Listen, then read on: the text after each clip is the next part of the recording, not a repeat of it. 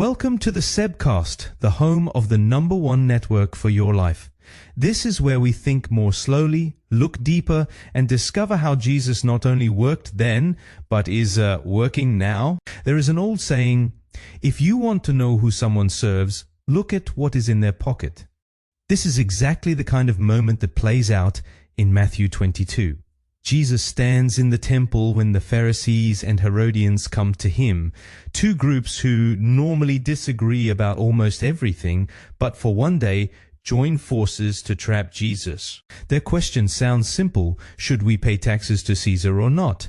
But it's not really about taxes, it's about loyalty. If Jesus answers yes, it appears he supports Rome. If he answers no, he could be arrested as a political rebel. They want him to choose a side. But Jesus does something unexpected. He says, "Give me a coin."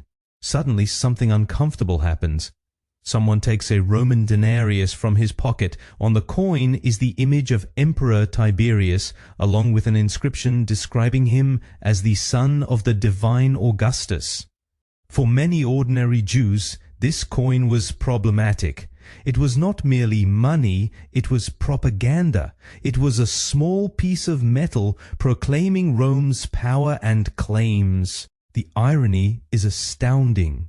The people trying to trap Jesus about their loyalty to Rome are themselves carrying Rome's coins around in the temple. The coin exposes them. The question was never really about Jesus' loyalty, it was about their own loyalty. Jesus subtly shows that the Pharisees are far more entangled with the system they criticize than they are willing to admit.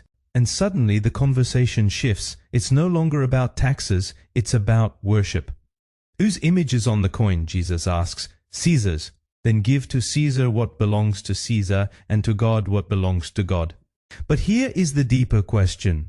If the coin belongs to Caesar because his image is on it, to whom do you belong? Because according to Genesis 1, people bear the image of God.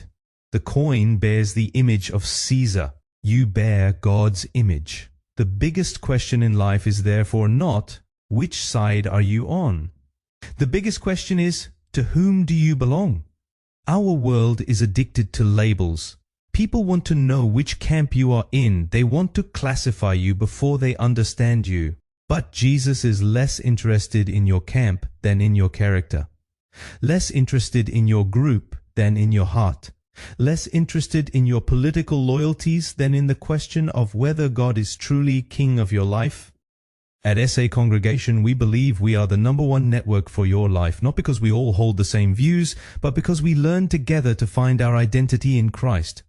The church then does not become another tribe fighting against other tribes. It becomes a community of people who remember whose image they bear. At the end of the day, the most important question is not what is in your pocket, it is what is engraved on your life. And Jesus' answer is simple. You bear the image of God. Live as if He is your King. Until tomorrow, take care.